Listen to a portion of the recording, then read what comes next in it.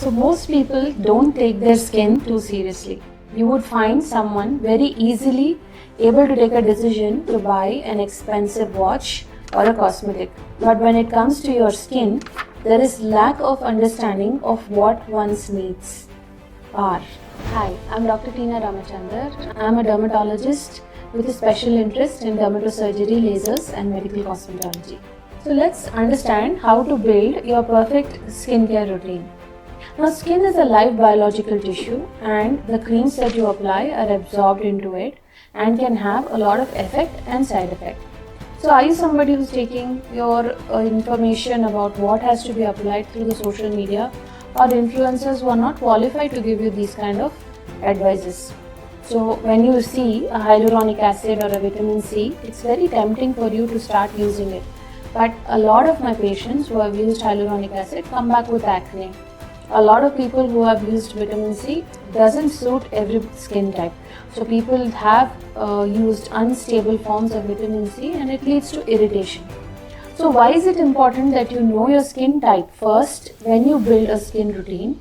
Is if you don't know your skin type, it is like driving your car and you don't know which fuel to apply and use so that you can drive your car efficiently. So majorly the skin types are dry, oily, sensitive and combination skin. So how do you recognize your skin type? You will be washing your face and after 10-15 minutes you recognize what is your skin type. If you have a very dry, stretchy feel on your skin and you have to immediately put a moisturizer, it indicates a dry skin type. So if you see only oiliness on the forehead and the nose area, whereas it's normal to dry here, it's a combination skin. So oily skin will have a general overall secretion of oiliness and these people are very comfortable without using any creams. And finally, sensitive skin. Sensitive skin will be having a rash like in different areas and they may feel a sensation of burning or itching generally when they use the wrong products. So these are certain skin types and the ways in which you can make out. You can also use a dry tissue after 10-15 minutes and press it onto the face and you will recognize which areas there is a little bit of an oiliness, and this also helps you understand what is your skin type. So the essential steps in building a skincare routine, the basics of a skincare routine should include a cleansing agent, a moisturization agent and a sunscreen. Now toner is an option that people can use. So how do you use this in the right sequence?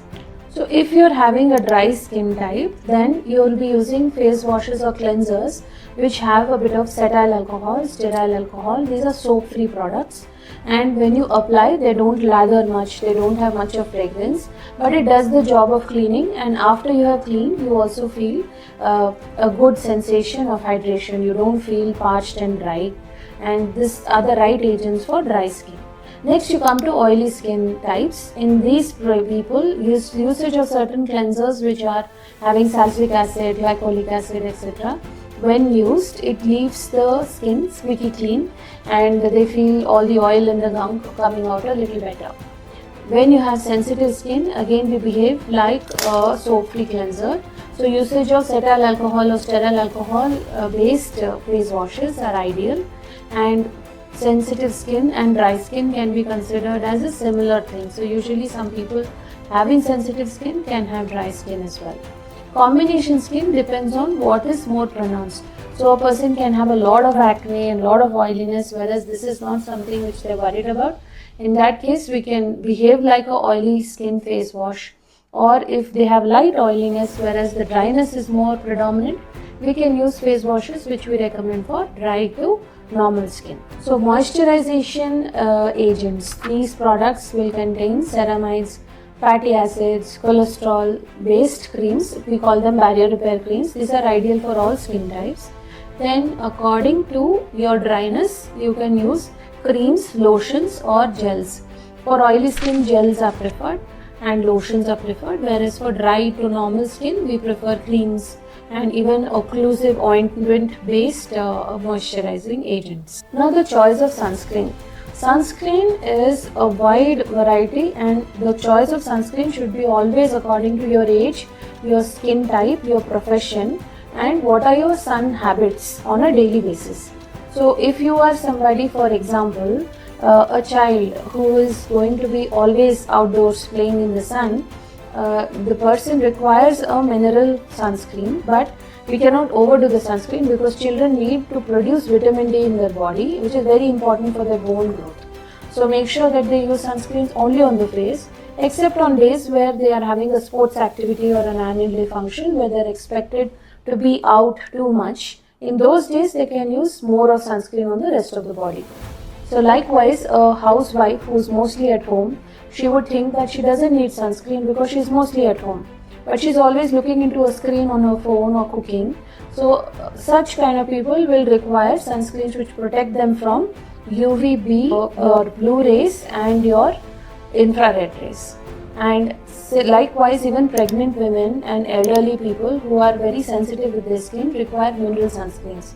So all this has to be done under the right guidance. So the doctor sees your skin type and then gives you. Once you have known all these things, you also have to understand what is your skin type. If you are having a oily skin, so gel-based sunscreens are preferable. Nowadays you have sprays also. Then you have people who have acne-prone skin and don't like to use sunscreens, but it is required. So you have to talk to your doctor who will guide you on this. Then you have a normal skin type for whom you can be using certain gels, ceramide based sunscreens which are hydrating, at the same time it protects you from the sun. So the night application in your skincare routine will have a problem related issue that you are trying to solve. For example, you have acne, then you will be using active molecules for acne in the evening and something to brighten your skin at night.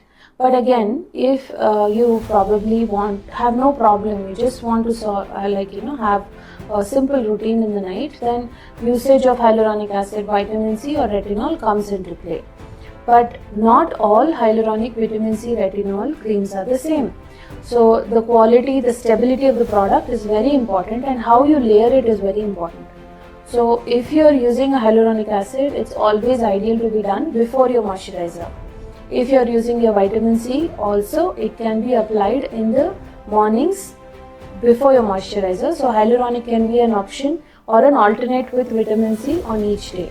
Application of a retinol is something which is again under guidance, because prescription retinols are way stronger and they need to be used less frequently, whereas certain serums which are anti-aging serums can be applied comfortably at night. And always you will have to use a moisturizer after you use a retinol. So what are the common mistakes that you will have to avoid when it comes to your skincare routine? The first thing is to avoid complicating your skincare routine, having 10-15 steps. So when you do that, it's a very difficult task to achieve and you're not able to do it every day. So the basics like using a face wash, moisturizer, sunscreen every day, along with treating whatever is the cause of your skin concern like a pigmentation or acne at night is ideal. Second, usually people tend to use physical scrubs. Now these scrubs can only cause more pigmentation and you may feel fresh immediately, but it's not a great choice in the long run. So always prefer to have a chemical exfoliating agent, like you can have a glycolic acid, retinoic acid or alpha hydroxy acids, beta hydroxy acids, which are done less frequently under the guidance of a doctor.